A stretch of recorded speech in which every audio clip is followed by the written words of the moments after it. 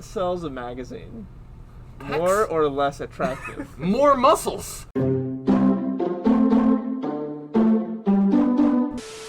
Oh, so I saw the new Suicide Squad. Yeah. Oh yeah, so did Gordon, actually. Oh, did you? I did see it, yeah. So I felt like it was a movie that was full of good moments, but as a whole didn't work out as well. It was like Guardians, but it lacked a certain amount of heart, and the fact that it lacked that heart meant that the emotional bits in the movie didn't really play out. They were unearned, so I didn't feel emotion, because this movie, they take like character development, they're just like, we don't need that. We don't need that. Nobody changes in the movie except for like maybe really one or two people. Really King Shark. Does he? Yeah, Does he change? Yeah, from eating someone to being friends. That was it. That was. I was thinking more like Bloodsport, where he became a leader. Like you see the transformation. A little bit. And then there's Milton. It's funny because for that particular moment, I was watching with Sophie, right? Yeah. And she was like, "Who's Milton?" At the same time, because it was hilarious because she wasn't really paying attention either. Right? I like the movie. It was very good.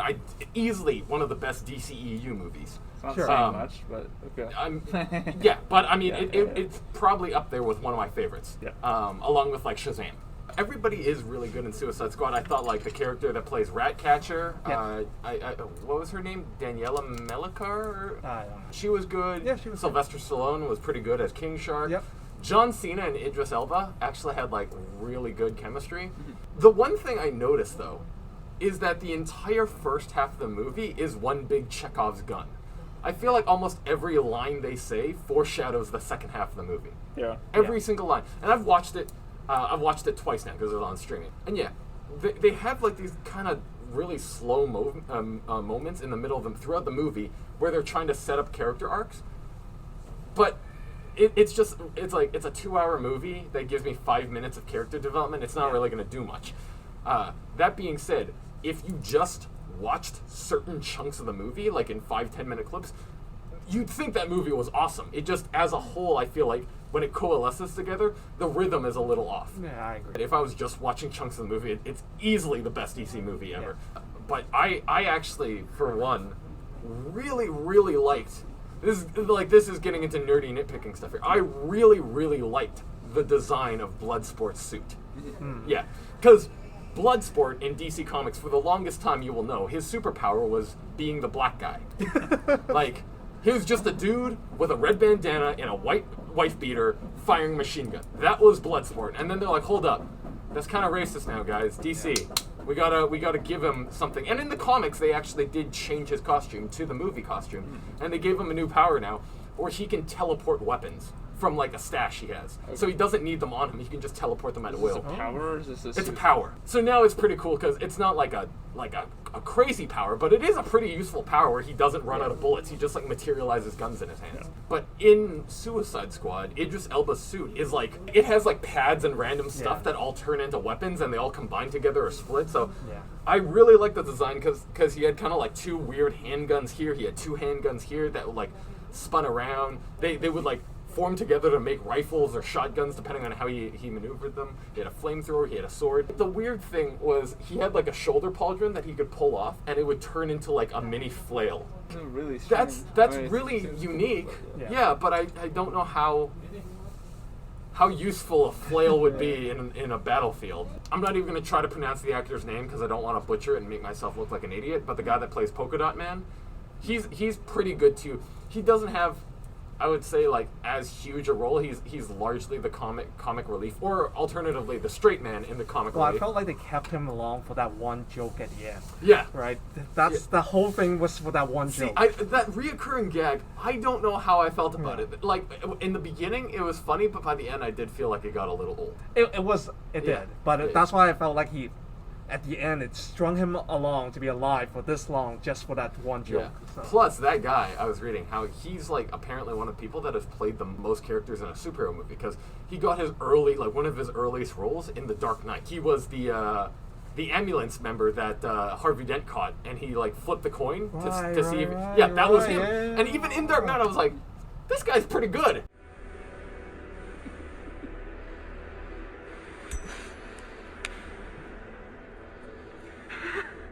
go again.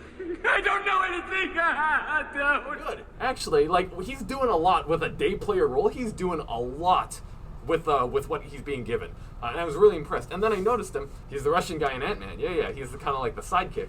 And now he's Polka Dot Man. And it's just weird, like, that the big roles he's had in movies are all superhero movies. Guardians of the Galaxy has a very quirky style that is, classic James Gunn. But at the same time, I can tell that Kevin Feige and the Marvel Studios obviously kind of reined him in a little bit, whereas it's apparent that DC is like, do whatever you want, do James Gunn style. Yeah. And so he went full James Gunn style. And at times, it's a little indulgent. Don't get me wrong, it's awesome, and I'm all for it. I mean, if you can be indulgent as a director, do it. But at the same time, there were just a very few moments that I felt were too indulgent that I feel like took me out of the movie for a second or two. Yeah. That being said, it's James Gunn. I don't think he's ever really made a bad movie I storytelling think the formula. other thing with Guardians going for it was the music Yeah. choices. I don't recall something that's really memorable with the Suicide Squad compared to Guardians. Yeah, I mean, an orchestral score will really overtake. it needed something. Yeah, so. James Gunn does kind of like using kind of like pop culture music and stuff like that in it. The first 10 minutes though, I really enjoyed. Really enjoyed the first 10 minutes of it. Man, it's too bad Connor's not here because he loves Booster Gold, and Booster Gold. One of Booster Gold's villains is Blackguard, and Blackguard's a member of the Suicide Squad. Except he's like nothing like the one in the comics. Like Blackguard in the comics is this jack dude with like covered in metal armor, and then in Suicide Squad it's just Pete Davidson. Yeah, and I feel like I could even tell that the suit he was wearing was extra padded to make him at least look a little more like buff.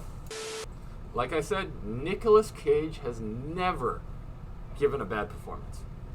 He's been in, I would say, movies that haven't done so great, but he is never a bad part of a film, any film he's been in. He's the reason I watch the film, even if it doesn't look interesting to me, because I know he's going to do something to retain my attention. What's your favorite Nicolas Cage movie? Con Air. Con Air is pretty good. Con Air is fun. Oh, and John Malkovich is in there. Come on, it's Nick Cage in it. Yeah. I would say just in terms of Nick Cage-ness, Vampire's Kiss, because that's like Nick Cage really just experimenting. Like, he doesn't care at that point. He just wants to see where you can take a role. In terms of, like, Nick Cage in a more serious kind of dramatic film, Lord of War. Lord of War was really when I was like, man, this guy is just amazing. Yeah, Lord of War was great. Like, I was watching that, and I was like, just the other week, I saw him, slide down a staircase and scream haggis. God, I would love a National Treasure remake. Like, not a remake, like a reboot, but with Nicolas Cage, kind of like what they did with Indiana Jones.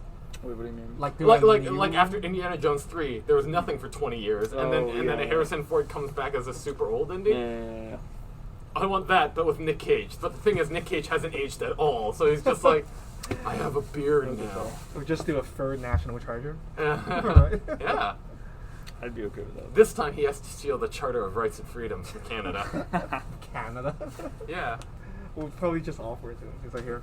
Here you go, Nick Cage. Yeah. Instead of like breaking in, Nick Cage just That's nice. goes to Justin Trudeau in a cameo. Hey, Justin, can I borrow the Charter of Rights and Freedoms? And Justin's just like, oh sure, hey, here you go. Just remember to return it in a week. Oh, speaking of cameos, I completely forgot that Elon Musk was an Iron Man. Yeah. So Elon Danica Musk and is an I, Iron Man? Iron Man 2. Yeah. He's in Iron Man 2. Iron Man 2. Really? Yeah. He's in Iron Man 2. We've been watching the Marvel movies from the beginning, just cause, kind of on a whim. And getting to that and seeing him, I was like, huh, that's right. He's been around for a while, but like he was like worth putting in a movie even that early. Oh like, yeah. interesting. Did you know that Stan Lee makes multiple cameos in Marvel movies? Come on. Did you It'll know always be that exciting. Matt Damon is in Deadpool 2? Is he? Yeah. If you remember when Cable is teleporting and there are two rednecks drinking beers and one's talking about how great the new toilet paper is, that's Matt Damon I didn't. in full makeup. That's funny. So I've been reading this new comic called Fight Girls. I think there's a sub for that. Yeah, by Frank Cho. So I mean, I love Frank Cho. His art is probably kind of one of the most memorable artists I remember growing up. I remember like he did Brian Michael Bendis' New Avengers, which was probably for the longest time my favorite Avengers series. Okay. You know, I like how he broke down that like, oh, each team needs like a super strong guy, they need a leader, they need a spy, and then they need a Wolverine. And they're like, what do you mean a Wolverine? And they're like, you know, a guy that'll go in and kill the people, and then we'll kind of just look the other way, like, you know, the one that's willing to get his hands bloody and then take responsibility for it later. Yeah. And I always thought that was really funny, but his art has just, as opposed to say, you know, Nick Bradshaw or Art Adams, where the lines, I wouldn't say they're messy, but there's like a hyper amount of detail. I find that Frank Cho's art is kind of more solid, I guess. There's very defined lines for body movement and stuff like that. And he did a pretty good run on Wolverine too, but then after that, I really haven't seen much or heard much of him for a long time. So when he came out with Fight Girls, I was like, I have to check that out. So, I mean, it's pretty good so far. Basically, the plot is that this united galactic empire, the queen resigns or dies or something. It's been a while since issue 1 came out. And so to select the next queen, female candidates are selected from all of the, I think, 10 colonies of the galactic empire to compete in a Olympics-like death match kind of series of games, trials. And whoever wins becomes the new queen of the galactic empire. And so, you know, they go and I think the first level is like a jungle dinosaur level, and they basically have to escape dinosaurs and get from one point of the map to the other point of the map to teleport out. And the second issue just came out, and it takes place in a desert where all these like evolved massive desert creatures live, and they gotta once again run from one side to the next. The challenges themselves aren't like, you know, they're not too crazy, they're not too over the top or anything like that. It's your kind of run of the mill sci-fi adventure kind of thing. That being said, there's just one glaring flaw in the story that I can't I'm just irked by, which is, so your queen dies, right? Your solution to select another queen is an athletic sports deathmatch to like figure out who survives. But what they show you is that half the contestants are from like the rich aristocratic like noble worlds, and then the other half are from the mining colonies and like the rough and tumble places. I'm like, what chance do the like literally right off the bat in the first issue when the first level starts, without a second's notice, the moment the bell rings, one of the miner girls just grabs a rock and just like knocks like one of the rich girls in the head, and she dies. I was like, there we go. All right. As you were describing it, I was thinking like, oh, if you're gonna have a gauntlet, I think the best type would be like a multi-layered gauntlet of there's actually, have you seen Alice in Borderland? No. So I don't want to spoil too much, but every night or every time, every night there will be a different kind of event or whatever that they have to deal with, but there are events where being clever will get you way further than anything else, and then ones that are like purely physical, you need to be in shape. If not, you will die. Like, I would think that if you want to pick a queen, like even if you have a battle-hardened society, you should have at least one or two of those tests of that gauntlet. Be like, you should be smart. Well, and that's not to say Frank Cho doesn't do that, because in the competitions there are girls that get by on their smarts and girls that get by on their athleticism. It's just, what kind of government? I assume like this government is ruled by aristocrats. Why would they put themselves in a situation where the poorest classes have the advantage in a competition to select the new queen of the empire? You know, you gotta be a good person, you gotta be a sportsman. Those mining girls, they don't care. They don't care.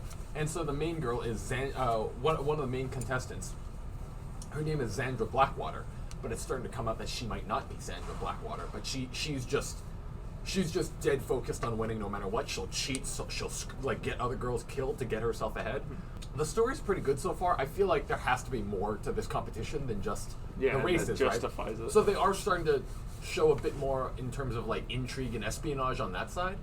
But yeah, it's just that one flaw. And we're like, why would they do that? You know, there's still room Yeah. for them. Maybe to it's like bound in explain. like history or culture, but that's Yeah, that's, yeah. Like, but there's still room for that exposition. You don't have to do all your exposition at the beginning to tell you what the world is and what the Star rules Wars are. would like to differ. just Just scrolling text and everything. here's everything. I hope you are at least a competent reader. Could you imagine if that got popular in the 80s and God. every movie Oh, just did God. scroll up text It's, for like I think that is by far the worst part of Star Wars. Yeah? It's not even close. the rolling credits? I don't like them at all. I don't. But like that was them. like a thing on Flash Gordon, right? Because that's how. Was it? Yeah. Oh, it was then I a don't play like on- Flash Gordon. Oh. I like Yeah, it, that's how they did, right? It's I hate the that. part of the TV show. They have the scrolling thing. I mean, but- TV I get, but in movies, it's like, no. what happened to show, don't tell? It's like, we're Yeah. gonna show them what we're telling them. Yeah, but back in the day, have you seen the beginning of West Side Story? The No, opening of maybe. West Side Story. I don't The know. old one? The old one. Oh, man. No, It's probably 10 not. minutes of just changing colors. 10 minutes of just different changing colors and the score before the movie starts. Full 10 minutes. Jeez. That sounds like a bad version of 2001: A Space Odyssey. Because that one is like long, drawn out theatrical opening, but I feel like it serves of some Man, amount Chantal of hates purpose. that movie. Really? No, my girlfriend I- hates I- 2001. I really like it. Danica didn't like it. I much. appreciate it for its worth, like in terms of like its cultural worth and its relevance in film history. Yeah. That being said, I actually personally think The Shining is by far a much better work by Kubrick. Okay. Um, I still haven't seen that being Shining, said, you know, but- oh really, Yeah. dude, what's wrong with you? Do you think Henry Cavill would have been a better Batman than he was a Superman? Because I think we can agree. He think- certainly would have been a good one. A good Bruce for yeah, sure. I think Henry Cavill is Yeah. just a great actor, Yeah. and he'd be good either way. Do you think he'd be a better Batman than Ben Affleck? I actually don't mind Ben Affleck's Batman. Yeah? that's the thing. I don't think feel it's like that bad either. I feel like he gets a Comparing. bad rap, but if I were Ben Affleck and I was looking at the Dark Knight series, I was like, I'm not going to try and follow up with a young Bruce Wayne and just do more Yeah, of the no, same. no. So he tried to go for like the grizzled, old, alcoholic Batman, Yeah. and you know, I like the characterization of it. I like the choices he made with the character. Yeah. I feel like most of the criticism that goes for Batfleck really stems from like the quality of Batman v Superman rather than anything he Yeah, did yeah. wrong. You know, I don't think he was bad in the movie. Yeah, I, I just wasn't didn't being like the critical movie. of him. Yeah, I was just thinking, like, I think, yeah, true. They would be very different Batmans and very different Bruce Waynes. yeah. But I think I would have liked almost to see Henry Cavill as a younger Bruce Wayne. I'm just excited to see Robert Pattinson as Batman. Yeah, I think Robert I'm- Pattinson would be interesting. Interested. I Yeah. wouldn't say excited. I'm very intrigued. Yeah, yeah. Very, very. I don't think he's a bad actor. Though. He's pretty good. I just love like these kind of new, almost non-canon-esque reimaginings of DC. Yeah. I think if they Okay, do that, to be fair though, I really didn't like the Jesse Eisenberg Lex. well, no, I that thought was still that- part of their own universe when they were trying to build like a DC universe. Oh, but I yeah, feel like yeah, yeah. now DC's actually, because we talked last time where DC has had a very troubled production past with their Yeah. DCEU. You had Suicide Squad, everybody complained about that. You had Justice League, everybody complained about that. But I feel like DC has finally found their ground after Joker. And Aquaman was actually pretty good. Aquaman was already Well, compared to the other DCU Yeah. well, movies. obviously. I mean, James Wan. He did, direct the Conjuring series, right? And Yeah. Oh yeah. Pretty good Yeah. characterization. The Conjuring series is great. Yeah. But like I said, yeah, I think he's a great director. Yeah. I feel like David Ayer is actually a great director. I love like End of Watch, Fury. I loved a lot of his movies. So I feel like yeah, it must have definitely been when creativities clash. What I really want though, I want a sequel to Dread yeah. with Carl Urban. Yeah. I really enjoy that movie. And people are like, oh, it's like a dumb action movie where he just kills a bunch of guys. But I was like, that was the point of the Judge Dredd comic. It's just black and white for Dredd. He doesn't care. Well, Law says I can kill you, so I'll kill you unless I don't have to. And then you know, I won't. Like, he'll offer people a way out first. And then obviously they turn it down. He's like, okay, well, here I go killing again. Yeah.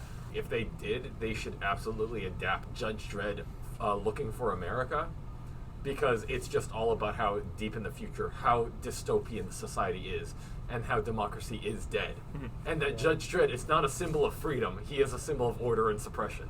Remember how many people kind of latched on to the Punisher as like an idol, who didn't understand that like he's not supposed to be the good guy. No, Yeah. At all. No, he's I not. wonder how many people think of Judge Dredd the same way. Yeah. Like they fantasize about like I would do that too. I would take order back into my own hands. And, like, Well, and that's you're- the thing. I feel like is Punisher's not looking for order. He's just like No, bad but people need to again, die. Yeah. He would be a great medium for the you're a living weapon and I'm gonna use you to accomplish a goal story type of like he. I don't know if there exists a Punisher story like this. I've read little to no Punisher, but like some kind of director who's like, listen, you have no idea what right and wrong actually is. You don't actually know how the world works. You know war. Yeah. I'm gonna use you to accomplish actual good because you're obviously good at what you do. You're great at killing. Yeah. I'm gonna make you kill the right people. Well, I mean, there have been. Nick Yeah. Fury calls up Frank all the time for like Yeah. super. He's like, I need you to go into this Russian country and kill its leader. Is that usually like a side story or front and center? It's usually a story arc. Maybe there's an overarching like five volume story, and it'll be one kind of like as a filler one. But yeah, usually it'll just be Nick Fury being like, "Hey Frank, let's go get some noodles," and they go and he's like, "Here's some information," and Frank's like, "I hate you. Why would I ever even do this for you? I'm busy punishing."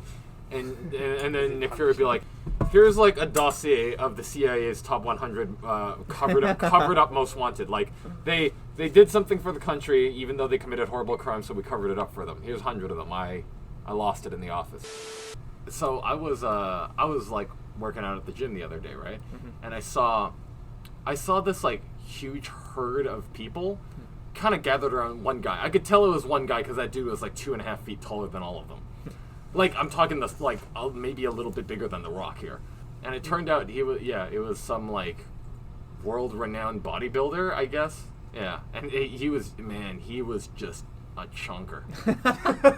And then I thought like, they're always talking about like Men's Health magazine, but they just find a handsome actor or celebrity to do it. I'm like, Yeah. where the hell are these guys? Yeah. Like, if we're talking Men's Health, like this. I don't think that those fall under the normal like definition of like attractive, to be honest. I think there's definitely It's not men's attractiveness, it's men's fitness. yeah, It's men's but, health as far as fitness and yeah, health but go. what sells a magazine?